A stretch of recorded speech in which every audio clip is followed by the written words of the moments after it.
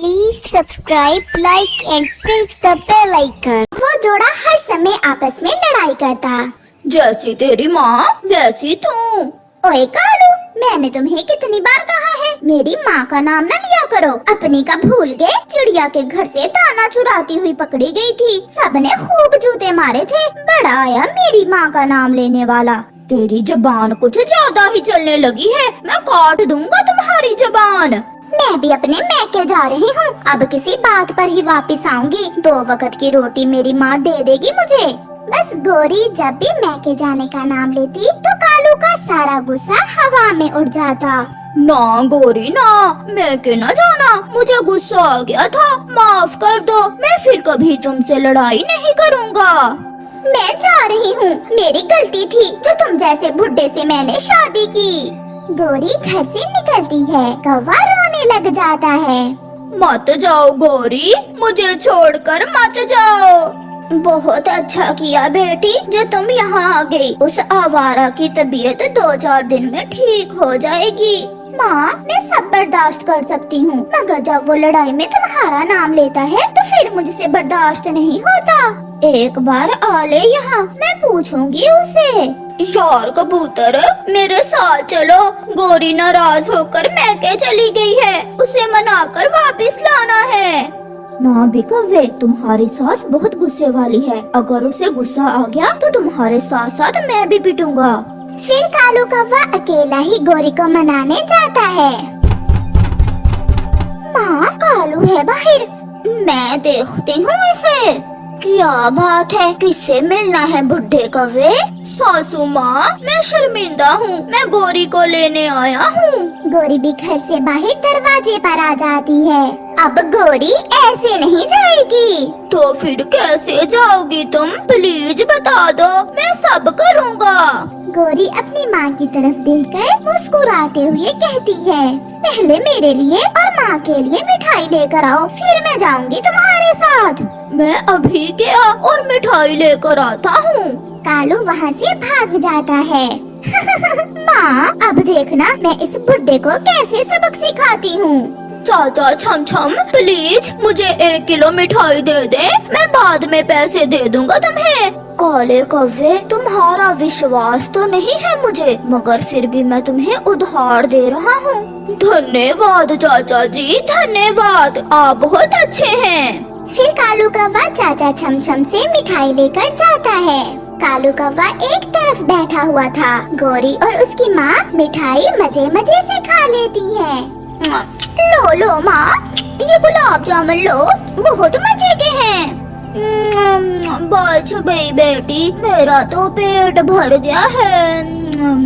कैसी थी मिठाई? स्वादिष्ट थी ना? चलो गोरी, अब घर चलें।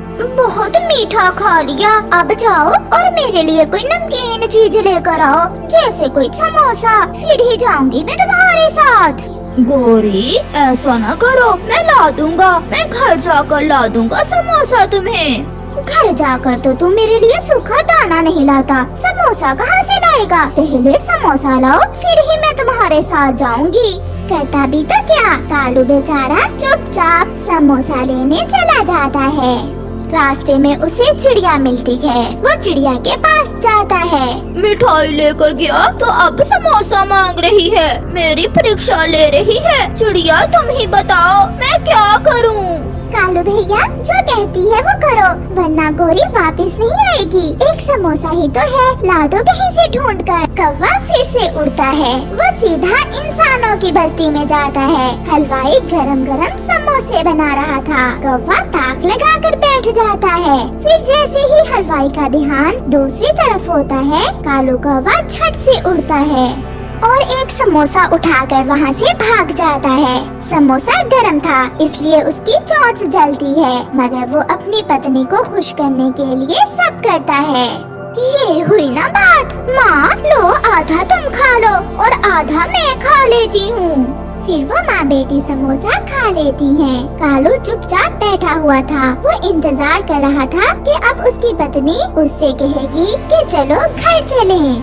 कालू, अब तो रात होने वाली है, अब तुम जाओ, मैं कल जाऊंगी तुम्हारे साथ। गौरी, मैं इतनी मुश्किल से मिठाई लेकर आया, समोसा लाया। कहा ना कल जाऊंगी तुम्हारे साथ। कालू कौवा चला जाता है। सारी रात कौवा जाग कर गुजारता है और जैसे ही सुबह होती है वो फिर से अपनी पत्नी को मनाने घर से निकलता है। रास्ते में उसे प्यास लगती है। वो नदी पर बैठ जाता है। वहाँ एक कौवी जिसका नाम पिंकी था वो बैठी हुई थी। हेलो स्वीट कौवे, कैसे हो? ये सुनकर कालू कौवे के तो होश ही उड़ जाते हैं। क्या? ये क्या कहा आपने मुझसे? इतने स्वीट और सुंदर आप ही तो हो, और किसे कहा है? शुक्रिया शुक्रिया मेरी तारीफ का। आप भी बहुत सुंदर हो, मगर मेरी उम्र थोड़ी ज्यादा है। मालूम तो नहीं होता, क्या तुम मुझसे शादी करोगे? करूँगा करूँगा, जरूर करूँगा, मगर तुम कभी मुझे छोड़कर न जाना। पहले ही मेरी पहली पत्नी मुझे छोड़कर मैके चली गई है। मैं उसी की पड़ोसन हूँ। मैंने कल देखा, कभी तुम उसके लिए मिठाई लेकर जा रहे थे और कभी समोसा। मैंने सोचा कि अगर मेरी शादी तुमसे हो जाए तो मैं भी मिठाइयाँ खाऊंगी। तो फिर चलो हम अभी शादी कर लेते हैं। ऐसे कालू कौवा और पिंकी कौवी शादी कर लेते हैं। कालू सब भूलकर पिंकी को लेकर अपने घर चला जाता है। माँ, अभी तक आया नहीं कालू मुझे लेने। बेटी, जो उसके साथ हुआ वही बहुत है, अब तुम खुद ही चले जाओ। हाँ माँ, मैं जाती हूँ। गौरी उड़ती है और अपने पति के पास जाती है। घर के बाहर पिंकी और कालू बैठे हुए बातें कर रहे थे। गौरी भी पहुँच जाती है। कालू, ये कौन है और तुम आए क्यों नहीं मुझे लेने? अगर मिठाई और समोसे खिलाकर ही तुम्हें खुश करना है तो वो मैं किसी और को भी कर सकता हूँ। मैं पिंकी हूँ, कालू जी की नई पत्नी। ये सुनकर गौरी की आंखें खुली की खुली रह जाती हैं। गौरी जी, अपने पति का इतना भी इम्तिहान मत लो कि वो किसी और के लिए ही मिठाइयाँ लाने लगे। फिर गौरी रोती हुई वहाँ से चली जाती है। बारिशें ना होने के कारण जंगल में सूखे का मौसम चल रहा था, इसलिए आज सभी पक्षियों ने परावास करने का फैसला कर लिया था। तोता, कबूतर, छोटी चिड़िया, उसकी बेटी, कौवी, कौवा और दूसरे पक्षी अपना सफर शुरू करते हैं। वो सब अपना जंगल छोड़ने के कारण उदास तो थे, मगर वो एक नया जंगल, एक नई दुनिया देखने जा रहे थे, इसलिए उनके दिल में इस बात की खुशी भी थी। उड़ते उड़ते वो दूसरे जंगल में पहुंच जाते हैं। सब पक्षी अपना अपना घोंसला बनाने के लिए अपने अपने पेड़ की खोज में थे। तोते ने तो अपने लिए एक अमरूद का पेड़ ढूंढ लिया था। कबूतर और कबूतरी ने भी एक पेड़ पर अपना घोंसला बना लिया था। चिड़िया की नजर एक पपीते के पेड़ पर जाती है और वो वहाँ जाकर बैठ जाती है। गुड़िया बेटी, ये पेड़ सुरक्षित भी है और इस पर पपीते भी लगे हुए हैं। यहाँ हम आराम से गर्मियों का मौसम गुजार सकेंगे। मम्मा, मैं अपने पेड़ को पानी भी दिया करूँगी। कौवे थे तो उनके साथी, मगर थे बहुत बुरे। चिड़िया को वहाँ बैठा हुआ देखकर आ जाते हैं। कालू जी, मुझे तो यही पेड़ पसंद है। नहीं नहीं गौरी बहन, इस पेड़ पर तो मैं पहले आकर बैठी हूँ। इस पर मैं अपना घर बनाऊंगी। चिड़िया, तुम्हें मेरा अच्छे से पता है, सीधे से यहाँ से चली जाओ। कहीं ऐसा न हो कि मुझे मार कर तुम्हें यहाँ से भगाना पड़े। बेचारी चिड़िया कमजोर थी, वो कौवे से लड़ तो नहीं सकती थी, इसलिए वो चुपचाप वहाँ से अपनी बेटी को लेकर चली जाती है। पास ही चिड़िया को एक आम का पेड़ नजर आता है। वो पेड़ इतना हरा भरा तो ना था, मगर फिर भी चिड़िया उस पेड़ पर जाती है। मम्मा, ये पेड़ तो सूखा हुआ है। दीदी, इस पेड़ पर किसी का घर नहीं है, इसलिए ये सूखा हुआ है। हम इस पेड़ पर अपना घर बनाएंगे और इसकी अच्छे से सेवा करेंगे, फिर ये पेड़ भी हरा भरा हो जाएगा। फिर वो सब अपने अपने पेड़ों पर अपना अपना घर बना लेते हैं। कबूतर, ये जंगल बहुत सुंदर है और यहाँ भोजन की भी कोई कमी नहीं है। ऐसे तोता भी अपने घोंसले में खुशी खुशी बैठा हुआ था। रात होने से पहले पहले चिड़िया और उसकी बेटी ने भी अपना घर बना लिया था। दूसरे दिन चिड़िया और उसकी बेटी नदी पर जाती है। वो नदी से ठंडा ठंडा पानी पीती है और थोड़ा सा पानी अपने आम के पेड़ के लिए भी ले लेती है। चिड़िया जैसे ही पानी आम के पेड़ को देती है तो वो पेड़ बहुत खुश होता है और चिड़िया से कहता है, चिड़िया, मैं सूखा हुआ जरूर हूँ, मगर आज तक किसी ने मुझे पानी नहीं दिया। अगर आप ऐसे ही मेरी सेवा करोगी तो मैं भी आपको मीठे मीठे आम दूंगा।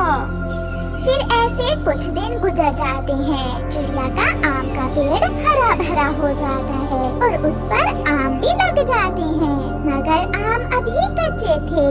रोसी कौवों ने अपने पेड़ से सारे पपीते तोड़कर खा लिए थे और अब उनकी नजर चिड़िया के आम के पेड़ पर थी।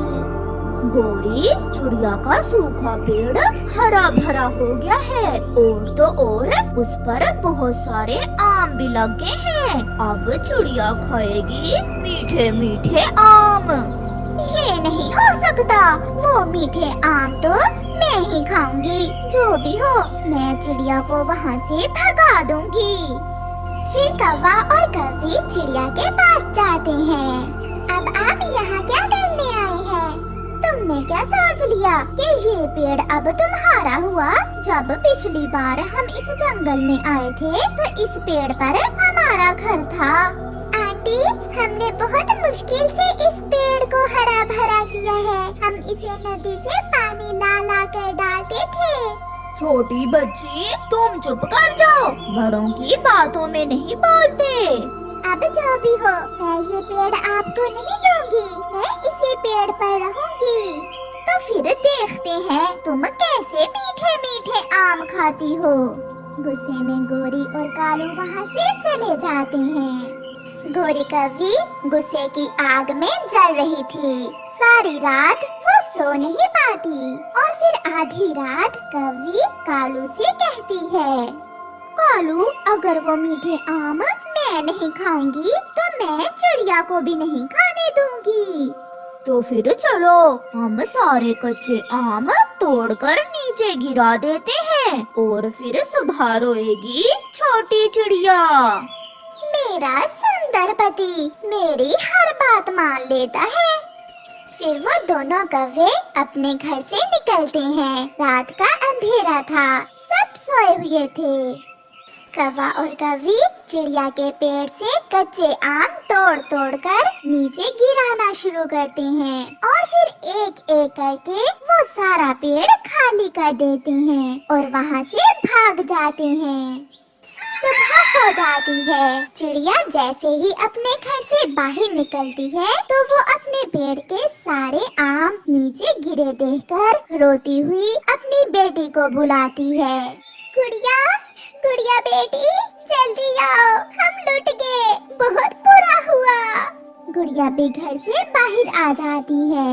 मम्मा, ये सब कैसे हो सकता है? रात को ना तो आंधी आई और ना ही तूफान, फिर कैसे हमारे सारे आम टूट गए? वो माँ बेटी बहुत दुखी हो जाती हैं। वो रो रही थी कि कौवा और कौवी वहाँ आकर हंसने लग जाते हैं। खा लो खा लो चिड़िया, मीठे मीठे आम खा लो। अरे, ये क्या हुआ? चिड़िया का मीठे आम खाने का सपना तो टूट गया। बेचारी के सारे ही आम टूट कर गिर गए। ऐसे चिड़िया का मजाक उड़ाकर वो कौवे वहाँ से चले जाते हैं। मम्मा, चुप कर जाए मम्मा, मुझे एक उपाय आया है। आप यहीं बैठे, मैं अभी नानों को बुला कर लाती हूँ। मगर क्यों बेटी? मम्मा, आप ये सारे कच्चे आम इकट्ठे करके घर में रखें, मैं वापस आकर आपको सब बताती हूँ। फिर गुड़िया अपनी नानों को बुलाने चली जाती है। वो बहुत तेज उड़ती है। नानो, नानो, जल्दी चले, आप मेरे साथ हमारे घर चले। मगर बेटी, क्या हुआ है? कुछ बताओ तो। किसी ने हमारे सारे कच्चे आम तोड़कर गिरा दिए हैं और मुझे मम्मा ने बताया था कि आप कच्चे आमों का अचार बहुत स्वादिष्ट बनाती हैं और जैम भी। फिर गुड़िया अपनी नानों को साथ लेकर वहाँ से उड़ती है। रानो बेटी चिंता न करो, आप देखना हम इन कच्चे आमों का इस्तेमाल बहुत अच्छे से करेंगे। फिर गुड़िया की नानो उन आमों में से आधे आम काटकर उनका अचार बना लेती है और बाकी का जैम। गुड़िया और उसकी मम्मा अपना अचार और जैम जंगल के बाजार में जाकर बेच देती हैं और उन्हें अच्छा मुनाफा होता है। उनके पास इतने सारे पैसे देखकर कौवी और कौवा हैरान हो जाते हैं। आंटी कौवी और अंकल कौवे अगर ज्ञान से काम लें तो हम किसी भी नुकसान से बच सकते हैं। अब हमारे पास इतने पैसे हैं कि हम जितने चाहें पके हुए आम लेकर खा सकते हैं। कौवा और कौवी शर्मिंदा होकर वहाँ से चले जाते हैं। मान गई मैं, मेरी बेटी बहुत बुद्धिमान है। प्यारे दोस्तों,